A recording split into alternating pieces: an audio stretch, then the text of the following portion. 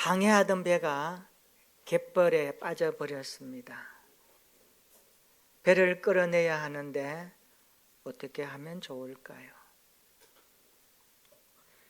내려가서 진흙과 뻘을 다 치워야 될까요? 큰 뭔가를 가지고 와서 끌어내야 될까요? 사실 그렇게 할 수 없습니다. 엄청난 이 배를 끌어내는 방법은 단 한 가지뿐입니다. 밀물이 밀려오면 되는 것입니다. 교회도 마찬가지라고 봅니다. 교회가 코로나 이후에 참 갯벌에 빠진 것처럼 많이 정체되어 있고 어려움에 처한 성도들의 모습이 많습니다. 떠난 사람들도 많고 회복 중에 있지만 그래도 아직까지 한국적인 상황에서 교회를 들여다보면 숫자도 많이 줄어들고 교인들의 믿음 생활이 만만치 않습니다. 저는 이런 시대에 오늘 좌초된 배를 끌어내기 위해서 단 한 가지, 은혜의 밀물이 밀려와야 함을 소망합니다. 기도라고 하는 은혜의 밀물이 밀려와야 그 빠진 배가 일어나듯이 오늘 성도에게 영적인 파도, 하나님의 은혜가 밀려와야 우리의 신앙이 세워지고 자라고 세상 가운데서 이겨낼 줄로 믿습니다. 알렉산드리아 클레멘트는 이런 말을 했습니다. 당시 로마가 반기독교적인 사상을 격파하고 로마의 그 여러 가지 어려움 가운데서 이겨낸 그것을 바라보면서 클레멘트는 이렇게 고백합니다.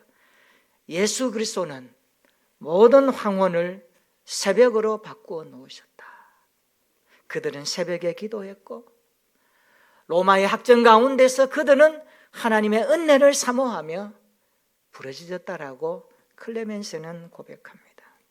저는 그리스도의 몸된 교회가 다시 한번 이러한 능력을 회복하면 오늘 우리 시대에 한국교회가 또 지역교회가 하나님의 주신 복음의 사명을 충분히 감당해낼 줄로 믿습니다.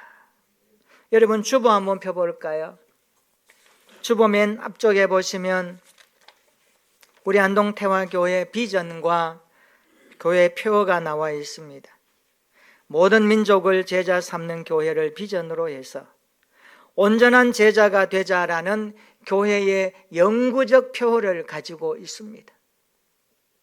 오늘 본문은 사실 교회의 영구적 표어가 되는 말씀의 근거를 오늘 설교 본문 내용입니다. 온전한 제자가 되자. 우리가 복음서를 보면 예수님께서 제자들을 부르셨습니다. 특별히 12제자를 부르셔서 3년 동안 같이 일하셨습니다. 다니기도 했고 같이 잠을 자고 같이 하나님의 말씀에 대해서 예수님이 가르쳐 주시고 나누어 주시고 질문하는 제자들에게 토론도 하시며 그들의 고민, 그들의 염려들을 하나하나 주님은 말씀 가운데서 제자들을 길러내셨습니다. 이것을 가리켜서 성경을 우리가 요약하면 예수님의 제자 훈련이라고 정리합니다. 한국교회의 대다수가 제자 훈련적 텃밭 뒤에 있다고 해도 과언이 아닙니다. 복음서와 사도행전에 보면 제자라는 말이 261번 언급됩니다. 그만큼 많이 언급되는 단어입니다. 예수님이 십자가에 죽으시고 부활 승천하실 때에 지상 명령으로 주셨던 마태복음 28장 19절에 보면 예수님이 말씀하십니다. 너희는 가서 모든 민족을 제자로 삼아, 이런 단어를 씁니다. 여기 제자로 삼아, 이것은요 마세투오라는 단어인데 배우다라는 동사에서 파생되었습니다. 그러니까 제자는 배우는 데서 시작합니다. 사실 예수님의 제자들은 주님을 따라다니면서 배웠습니다. 인생의 가치관을 배웠고 삶의 의미를 배웠고 하나님의 나라에 대해서 배웠고 예수님이 하시는 말씀의 어중과 그 중심을 그들은 배웠습니다. 거기서부터 출발했습니다. 그런데 제자로 삼아라고 하는 이 제자라는 단어가 구약 성경에도 어울리는 단어가 하나 있는데 탈미딤이라고 하는 단어입니다. 이 단어의 뜻은 집을 떠나 랍비 밑에서 배우는 젊은이를 말할 때 탈미딤이라는 단어를 썼습니다. 그러니까 제자는 이런 뜻입니다. 훌륭한 스승을 따르면서 스승처럼 되기 위해서 배우고 훈련받으면서 자라가는 사람을 제자라고 말씀했던 것입니다. 그런데 우리가 성경 복음서를 지나서 이제 사도행전을 지나서 서신서에 들어가 보면 사도 바울이 쓴 서신서에는 제자라는 단어가 나오지 않습니다. 261번이나 복음서와 사도행전에 등장했던 제자라는 단어가 사라져 버렸습니다. 여러분, 어떤 책을 읽다가 그 책에서 중심으로 사용하고 있는 단어가 이제는 전반기를 지나서 후반기 2장에 갔을 때에 제2부에 갔을 때에 사라져버렸다. 좀 당황스럽지 않나요? 이 저자가 무슨 말을 하려고 끌고 왔던 단어가 여기서 없어졌다라는 것은 굉장히 읽는 독자들에게 혼란스러움을 줍니다. 그래서 여러분 책을 읽었든 소설을 읽었든 시를 쓰든 그 작가, 그 저자가 사용하는 단어의 의미가 늘 있게 마련입니다. 인간은 단어를 통해서 대화하고 말을 통해서 서로 소통하지 않습니까?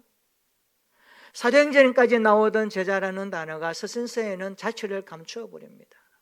그러면 제자라는 의미가 사라졌는가? 그렇지 않습니다. 성경을 연구하는 모든 학자들이 서신서에 등장하는 단어를 찾아보니까 바로 장성한 자, 온전한 자, 완전한 자라는 단어로 대체했다는 것을 알게 되었습니다.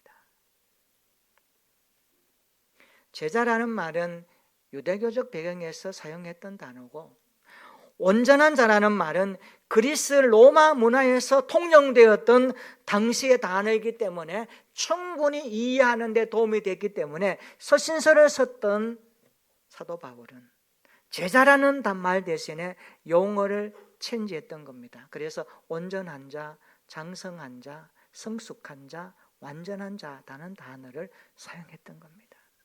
오늘 본문에도 등장하는 온전한 자라는 단어가 나옵니다. 오늘 저는 이 설교를 이렇게 제목으로 붙여보았습니다. 온전함에 이르라. 온전함에 이르라. 따라해 볼까요? 온전함에 이르라. 여러분, 누구나 온전함 그러면 부담스러워합니다.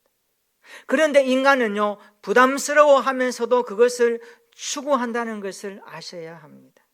사람이라면 누구나 자신이 온전치 못함을 압니다. 내가 어떻게 온전해?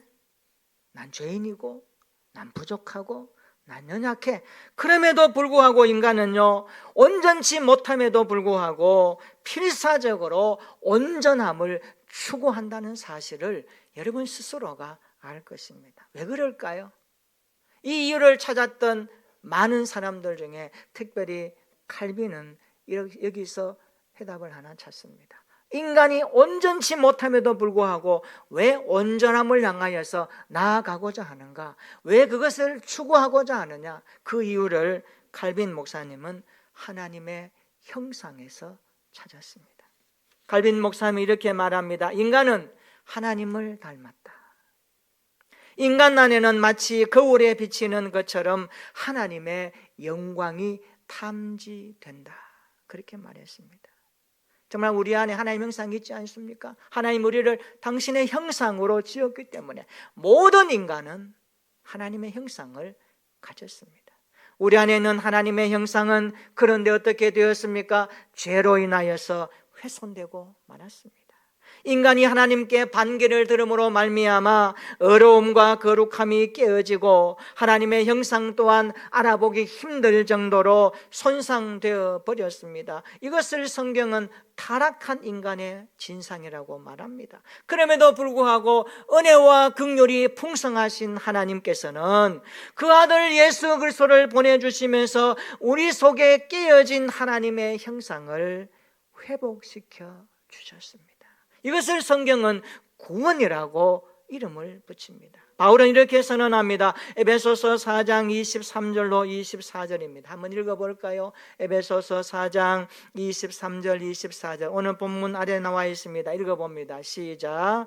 오직 너희의 심령이 새롭게 되어 하나님을 따라 의와 진리의 거룩함으로 지으심을 받은 새 사람을 입으라. 아멘. 이 말씀 잘 보세요. 바울은 깨진 하나님의 형상 회복은 하나님의 의와 진리와 거룩함으로 지으심을 받아야 한다라고 언급합니다.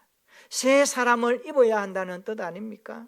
하나님의 형상 회복은 반드시 심령이 새롭게 된 사람, 새 사람이 되게 한다라고 말씀하고 있습니다.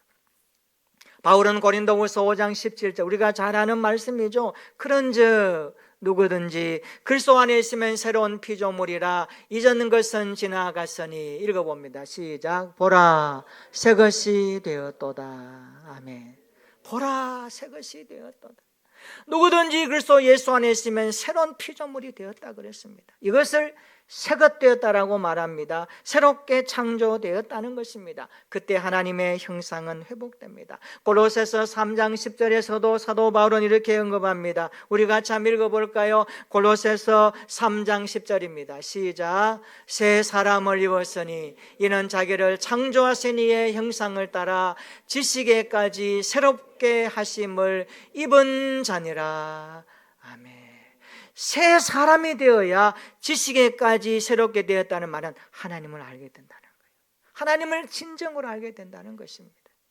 정리하면 이렇습니다. 죄 지은 인간이 온전치 못함에도 불구하고 거의 필사적으로 온전함을 추구하는 이유는 우리 안에 심어 놓으신 하나님의 형상 거룩함이라고 언급하고 있습니다. 여러분, 성경적 온전함이 뭘까요? 성경적 온전함에 대해서 고민하던 한 여성이 웨슬리에게 편지를 썼습니다. 이것을 읽고 웨슬리가 이렇게 대답했습니다. 그가 이렇게 답장합니다. 내가 말하는 온전함이란 이런 것입니다. 첫째, 우리 마음을 다하여 하나님을 사랑한다는 뜻입니다. 둘째, 마음과 삶을 하나님께 헌신한다는 뜻입니다. 셋째, 하나님의 온전한 형상을 되찾는다는 뜻입니다. 넷째, 그리스도의 모든 생각을 품는다는 뜻입니다. 다섯째, 그리스도께서 행하신 대로 똑같이 행하는 것입니다. 그러면서 웨슬레가 뒤에다가 이렇게 한자 붙입니다. 여기에 반대할 그리스도인은 없을 것입니다. 이 말은 우리 안에 모두가 온전함을 향하여 추구하는 것이 있다는 것을 언급하고 있습니다. 하나님께서 우리에게 요구하시는 온전함은 사실 세상에서 요구하는 온전함과 다릅니다. 구분되어야 합니다. 세상은 온전함을 추구합니다. 그것이 주체가 내가 되지요. 그런데 성경적인 온전함은 그 주체가 하나님이십니다. 하나님이 우리를 끌어가심으로 말미암아 온전케 됨을 의미합니다. 세상은 모자라는 부분을 채우고 메꾸고 그러면 온전할 것이다라고 말하지만 성경적 온전함은 우리의 무능과 우리의 무지와 우리의 연약함을 인정하면서 하나님의 말씀을 붙들고 그 말씀 안에서 우리가 예수 그리스도를 배우는 것을 온전함이라고 말씀하고 있습니다. 세상은 온전해짐으로 말미암아 자기 자신을 드러냅니다.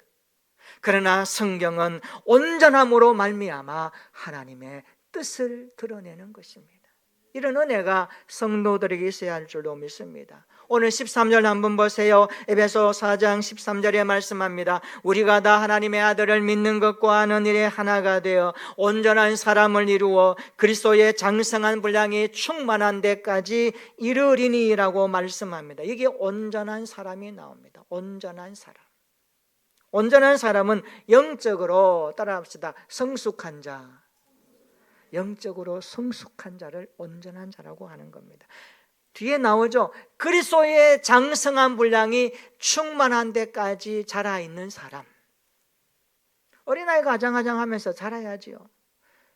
학교 다니고 고등학교 가고 대학교 청년이 되고 장년이 되고 인생의 무르익은 삶의 환경이 점점 그 아이를 자라게 해서 성숙하게 하는 겁니다. 신앙생활도 똑같은 겁니다. 처음 예수 믿을 때 주님이 누군지 잘 몰랐습니다. 그러나 성령께서 알게 하시고 가르쳐 주시고 신앙생활을 통하여서 배우고 가르침 받고 함께 하면서 교회를 통하여서 성도들 간의 교제 가운데 성경 읽음으로 말미암아 하나님의 뜻을 알아가는 믿음의 사람으로 점점 장성하게 자라가면 하나님의 뜻도 알게 되고 하나님이 원하는 것도 알게 되고 하나님의 마음이 무엇인지 아는 겁니다. 그러한 사람을 가리켜서 온전한 사람, 장성한 분량에 충만한 데까지 이른 예수의 사람이 성경은 온전한 사람이라고 말씀하고 있습니다. 이것은 신앙과 인격이 더 성숙한 그리스도인을 가리킬 때 쓰는 단어입니다. 예수 그리스도 안에서 신앙과 인격이 온전함을 향하여 나아갈 때 성경은 이르라고 의미하고 있습니다. 그래서 신앙생활은 바로 예수 그리스도를 목표로 삼고 해야 되는 겁니다. 우리 사람 인사해 볼까요? 신앙생활의 목표는 예수님입니다.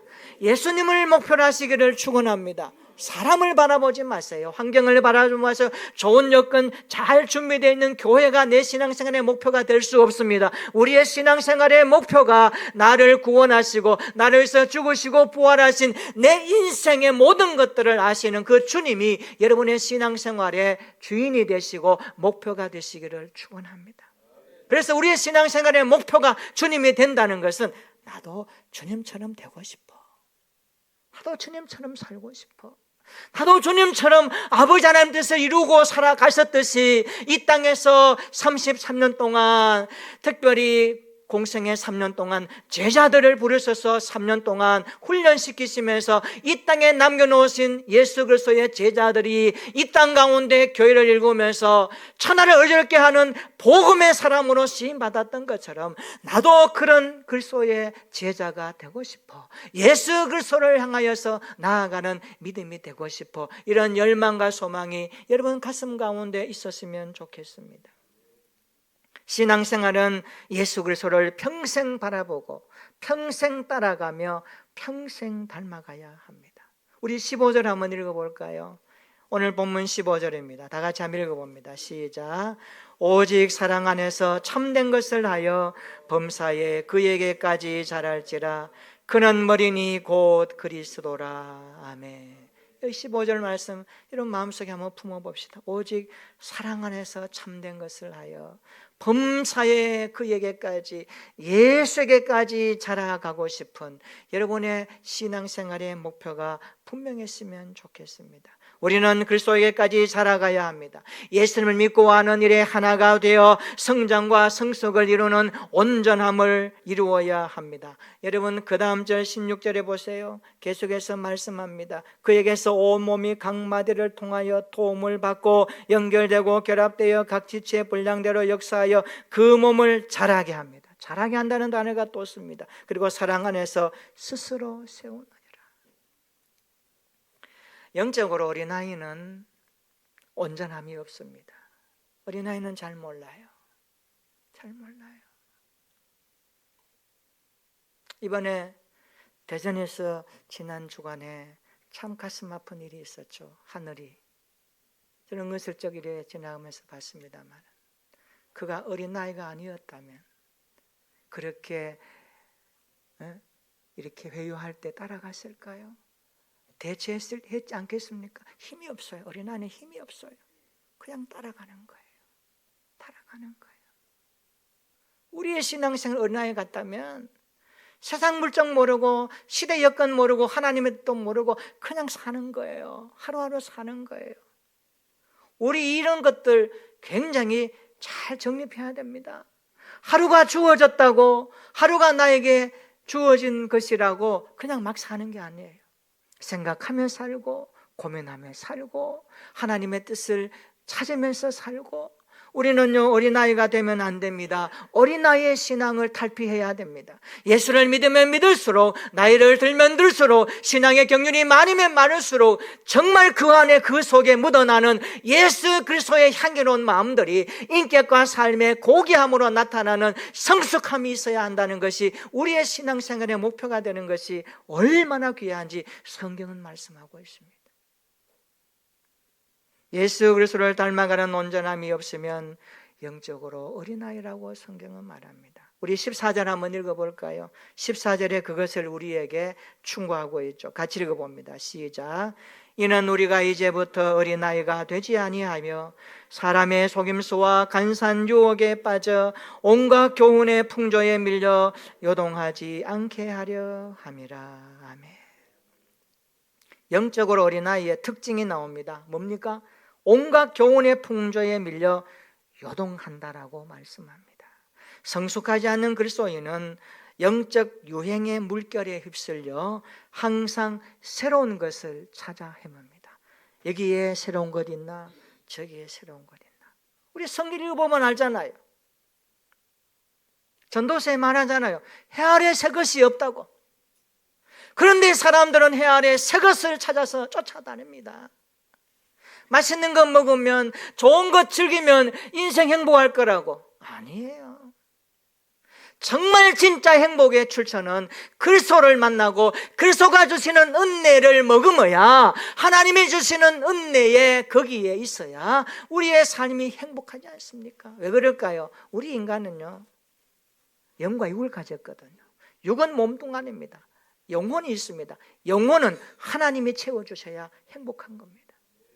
여러분, 요즘 우리 시대 얼마나 잘 살고 얼마나 먹을 것 많고 즐길 것 많습니까? 텅 빈 영혼 되면 안 됩니다. 채워지는 영혼이 되어야 됩니다. 꽉 찬 영혼이 되어야 됩니다. 그리스도께서 우리 안에 자정하셔서 우리의 인생을 좌지우지할 만큼 내 삶이 그리스도께 순응하고 그분의 통치와 다스림 가운데 살지 않으면 우리는요, 세상에 여러 가지 물결에 휩쓸려 어린아이 신앙처럼 요동할 수 있다는 것을 항상 도전받아야 됩니다. 어린아이는 분별력이 없어요. 어린아이는 위험인지 능력이 없어요. 위험한 환경에 노출되어 있으면서도 그것이 위험한 줄 모릅니다. 저는 우리 교회 모든 성도들이 영적으로 성숙하기를 주님의 이름으로 축원합니다. 온전함에 이르는 신앙생활 되기를 주의 이름으로 축원합니다. 그렇다면 온전함에 이르기 위해서는 어떤 모습을 가져야 할까요? 오늘 온전함에 이르는 우리의 모습을 한번 돌아봤으면 좋겠습니다. 첫째로 온전함에 이르는 모습은, 따라서 합시다. 사랑 안에서 참된 것을 행하라. 15절 다시 한번 읽어볼까요? 15절입니다. 시작. 오직 사랑 안에서 참된 것을 하여 범사에 그에게까지 자랄지라. 그는 머리니 곧 그리스도라. 아멘. 여기 보면 사랑 안에서 참된 것을 하여, 그런데 원문의 해석은 이렇게 나옵니다. 사랑 안에서 진리대로 살아라. 사랑 안에서 진리대로 살아라. 여기 우리는 온전함에 이르는 사람에게 나타나는 두 가지 양상을 봅니다. 하나는 어린 나이의 수준을 뛰어넘는 것이고, 두 번째는요, 사랑 안에서 참된 삶을 사는 것입니다. 여러분, 사랑 안에서라고 하는 여기 앞에 보면은 3번에서 방괄로 되어 있죠. 여러분 성경 한번 보세요. 3번에서 방괄로 해서 사랑 안에서, 이 단어가 아래에 보면 어떻게 주회를 달았습니까? 사랑 안에서 자라자. 사랑 안에서 자라자. 사랑 안에서 자라는 게 뭘까요? 저는 성경을 열어보니까 사랑 안에서 자라는 가장 기본적인 베이스가 뭘까? 가장 기본 바탕이 뭘까? 그것은요, 예배입니다. 예배입니다. 우리가 그리스도의 사랑을 잘하기 위해서는 예배를 통하여서 하나님의 은혜를 맛보아야 됩니다. 예배를 통하여 하나님의 살아계심을 경험해야 됩니다. 우리가 지금같이 5번째 가운데 첫 번째가 뭡니까? 하나님의 임재를 경험하는 예배입니다. 여러분, 예배를 등한시하지 마시기를 바랍니다. 예배를 생명처럼 여겨야 합니다. 은혜 받는 자리, 은혜 받는 환경, 은혜 받는 사람과 함께 하시기를 주의 이름으로 축원합니다. 예배의 자리는 은혜를 받는 자리입니다. 예배를 통하여 하나님의 영광이 받으시고 예배를 통하여 하나님의 은혜가 우리에게 밀물처럼 밀려오는 겁니다. 우리가 가는 인생에 뜨기 위해서는요, 세상 방법 통하지 않습니다. 어떤 지식인의 좋은 말 통하지 않습니다. 그거 따라가다가는 우리의 삶이 계속 더 가라앉습니다. 성경은 말합니다. 우리의 인생이 뜨는 것은, 우리의 인생이 세워지는 것은, 오늘 교회가 세워지는 것은 예배가 중요하다는 것을 알려주고 있습니다. 예배를 통해 주신 하나님의 은혜의 밀물이 우리의 가슴에 밀려오고, 기도를 통해 주시는 하나님의 응답의 확신이 우리의 가슴 속에 박혀지고, 삶의 봉사를 통하여 성도들과 교제함을 통해서 나타나는 하나님의 은혜의 물결이 우리의 가슴 속에 채워질 때 우리의 삶이 하나님 앞에 세워지는 것입니다. 이런 은혜가 있기를 주의 이름으로 축원합니다. 우리의 신앙의 선배들은 어떠했습니까? 새벽마다 마룻바닥을 엎드려 기도하며 새벽을 깨우고 주일을 성수했습니다. 성미 주머니에 살을 채워 예배당 뒤에 있는 성미함에 넣으면서 조용히 하나님 앞에 드림을 실천했습니다. 생활비를 아껴 헌금하고 전도의 열매를 맺으며 살았습니다. 이런 모습으로 살다 보니까 어떻습니까? 자신의 교만한 모습이 점점 죽어지고 겸손한 그리스도의 모습으로 바꿔지는 것을 경험했습니다. 예배는 그것을 우리에게 가져옵니다. 세상의 눈에는 눈으로 말하지만, 이에는 이로 갚으라고 말하지만, 경쟁하면서 자기 자신을 추구하라고 말하지만, 성도는 그렇지 않습니다. 사랑 안에서 참된 것을 아는 것입니다. 그리스도가 참된 분 아닙니까? 그리스도를 따르는 삶이 참된 인생 아니겠습니까? 예수님은 우리를 세상 사람들보다 더 위대한 의의 사람으로, 더 넓은 사랑의 사람으로, 더 깊은 경건의 사람으로, 더 높은 사명을 가지고 살아갈 것을 요구하십니다. 우리 그리스도인들은 세상 사람들과 견주어서 조금 낫다고, 나 잘 살고 있네, 너무 그렇게 생각하면 안 됩니다. 우리의 신앙의 잣대는 말씀이 되어야 합니다. 말씀이 요구하는 만큼, 말씀 우리 인생을 붙들고 갈 때 우리가 거기에 잘 따라갈 수 있는 예수 그리스도의 사람이 되는 것이 얼마나 중요한지 모릅니다. 온전함에 이르라. 첫 번째, 사랑 안에서 참된 것을 행하는 것입니다. 두 번째, 온전함에 이르는 모습은 공동체를 세우는 일에 함께 연합할 것을 요구하고 있습니다. 우리 16절 한번 읽어볼까요? 우리 16절입니다. 다 같이 시작.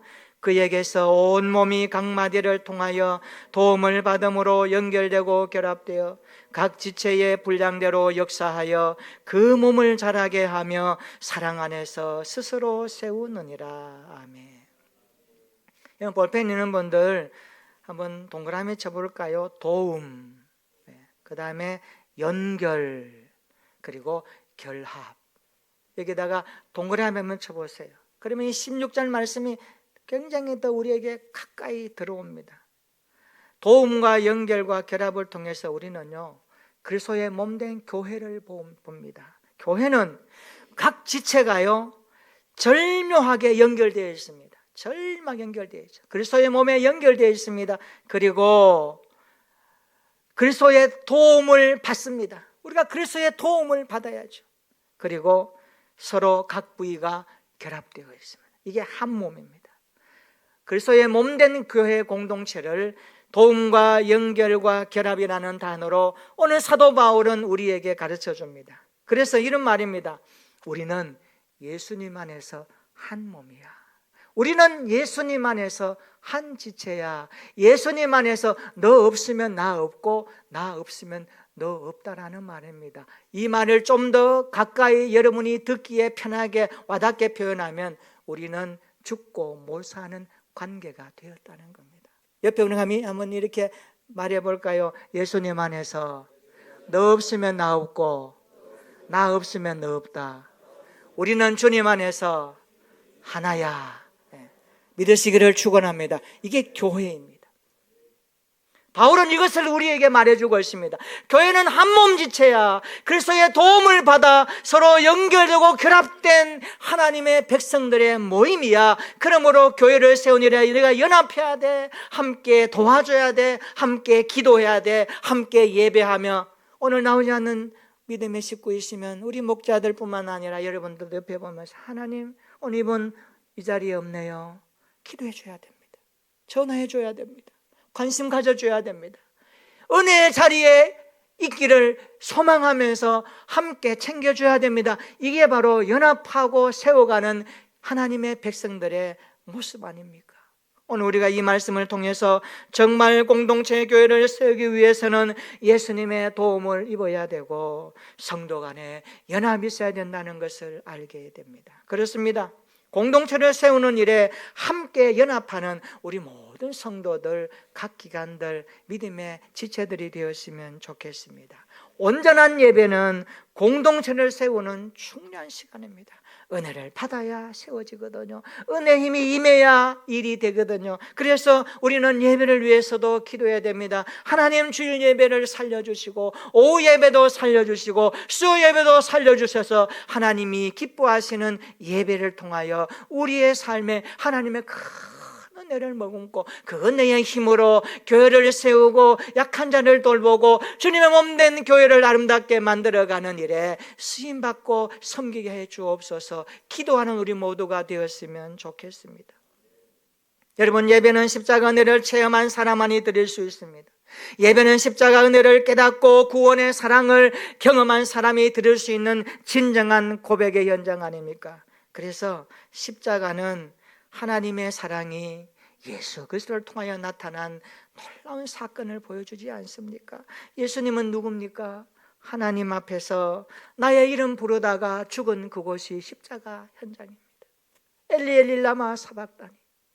하나님 이름 부르면서 우리 이름을 거기에 대는 거예요. 하나님, 이 사람 구원받아야 됩니다. 하나님 이름 부르고 여러분 이름 부르면서 죽으신 그곳이 십자가 현주소 아닙니까? 예수님이 한 손으로는 내 손을 붙잡고 한 손으로는 하나님의 손을 붙잡고 그 심장이 멎은 곳이 십자가 현장입니다. 그 십자가 사건이 역사 가운데 일어났고 그 역사의 사건이 오늘 나에게 일어난 사건이 되게 하기 위해서 하나님은 성령을 보내주셔서 저와 여러분들에게 내가 너를 이만큼 사랑했어. 너 아니? 내가 너 이만큼 사랑한 거 알고 있니? 네 아들이 왜 십자가에 죽었는지 아니? 너를 살리기 위해서, 너를 구원하기 위해서. 이 은혜가 감격적으로 예배 자리에서, 말씀을 읽는 자리에서, 성경 읽고 묵상하는 자리에서 깨달아지고 경험되는 은혜가 임하기를 주님의 이름으로 축원합니다. 이 은혜가 우리의 삶을 동력 있게 하는 것입니다. 이 은혜가 우리의 삶을 작동케 하는 것입니다. 그래서 여러분들은요, 교회를 위해서 기도 많이 하셔야 됩니다. 예배를 살려주옵소서. 말씀 전하는 목사님을 붙들어 주옵소서. 성도들이 예배 자리에서 하나님을 인격적으로 만나는 임재 현장을 체험하여 오늘도 말씀하시고 우리를 아름답게 빚어가시는 하나님의 놀라운 손길을 체험하고 경험하고 고백하는 귀한 시간이 되게 해 주옵소서. 여러분, 오늘 세속의 댓글을 뒤집어 쓰고 살아가십니까? 잘못 산 내 과거에 대한 부끄러움에 몸을 떨고 계십니까? 가인으로 살다가 때로는 주일에만 아벨인 척 하지는 않습니까? 우리 모두 아담의 쓰레기를 다 십자가에 던져버리십시다. 그리고 위로부터 임하는 하나님의 은혜를 사모해 보십시다. 주님, 오늘 예배를 통하여 하나님의 말씀을 들음으로 통하여 내 마음에 있는 세속의 때가 벗겨지게 하시고 천국의 문지방을 넘나드는 생명의 역사가 오늘 이후부터 내 삶에 새롭게 펼쳐지게 주시옵소서. 이런 기도가 있었으면 좋겠습니다. 그래서 자아의 휘장을 찢는 성령의 놀라운 역사가 우리 안에 경험되었으면 좋겠습니다. 우리의 이기적인 자, 교만한 우리의 자신, 깨어진 자아 사이로 성령의 밝은 빛이 비추어져서 우리 인생을 새롭게 다듬어 가시는 하나님의 놀라우신 손길을 체험하는 우리 모두가 되시기를 축원합니다. 온전한 예배로 공동체를 세우는 일에 함께 연합할 수 있기를 주의 이름으로 축원합니다. 인간은 누구나 온전함을 부담스러워하면서도 추구하는 것입니다. 하나님의 형상 때문입니다.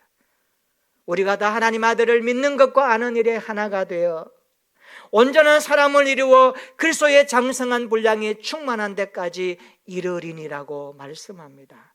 우리 모두 사랑 안에서 참된 것을 행함으로 온전함에 이르러 보십시다.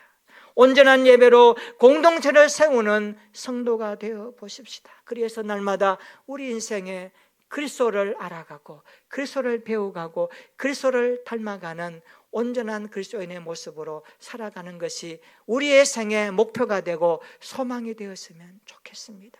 온전함에 이르라. 주님이 우리에게 요구하시는 사도 바울을 통한 명령입니다. 우리 모두 이 말씀 가슴에 품고 올 한 해도 이 온전함에 이르는 모든 교회의 사역과 예배와 신앙에 적극적으로 동참하여 하나님의 은혜를 머금고 이 어려운 시대를 하나님의 사람으로 나아가는 일에 힘을 넣는 살아있는 예수 그리스도의 제자들이 되시기를 주님의 이름으로 축원합니다. 아멘. 우리 한번 기도하겠습니다.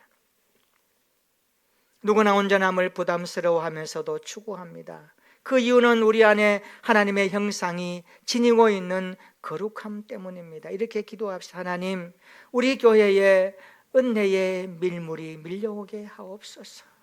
우리 안에 거룩함의 은혜를 주옵소서. 성경적 온전함을 추구하게 하옵소서. 우리를 온전하게 다듬어 가시는 하나님의 손길을 기대하게 하시고 영적으로 성숙해가는 신앙생활 되게 하옵소서. 어린아이의 수준을 넘어서게 하시고 오직 사랑 안에서 참된 것을 행하게 하옵소서. 진리대로 살게 하시고 공동체를 세운 일에 연합하게 하시고 온전한 예배로 말미암아 하나님의 은혜를 더 깊이 체험하게 해달라고. 그래서 주님 안에